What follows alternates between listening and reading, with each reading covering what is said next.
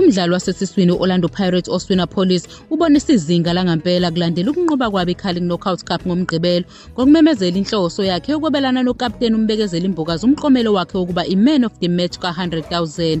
uMbokazi ushaya igoli elimangalisayo benqoba isiwelele FC. Amapakapaka bebambene kanzima naleli qembu eliqeqeshwa nguLehlo Honolo Sema e-Orlando Stadium eSoweto.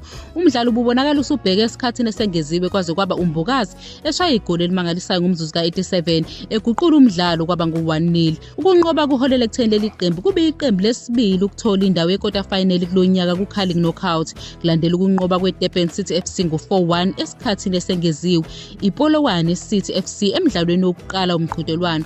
Emdlalweni nesiwelele FC uApolice uqokwe njengomdlalo ovelele ngabalandeli ehlomula ngo-100,000 yize indawo yakhe ithathwe nguSipho Mbuli ngomzuzu ka-8.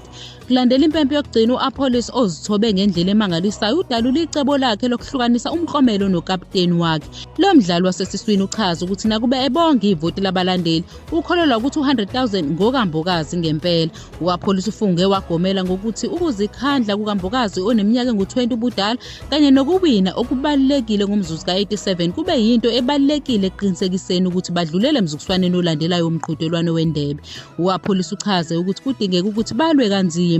Wavuma ukuthi igoli likaMbokazi beliyingqophamlando. Uveza ukuthi le ndondo ibingamfanele ukwedlula uMbokazi obelwa futhi evikela. Waqinisekisa ukuthi uzomnika ingxenye. Uvumile ukuthi umdlalo ubunzima kodwa wagcizelela ukuthi iqembu belazi ukuthi lizolithola ithuba. uApolice uhalelise iqembu ngokuzikhandla wezwakalisa ukujabula ngokuthi liphume linqobile. Uphinde wakhuluma ngezinkulumo ezedlule zomqeqeshi zokungaqhubeki phambili nendebe eveza inkolelo yakhe yokuthi ngezinga labadlali abanabo bangadlulela phambili kulomqhudelwano.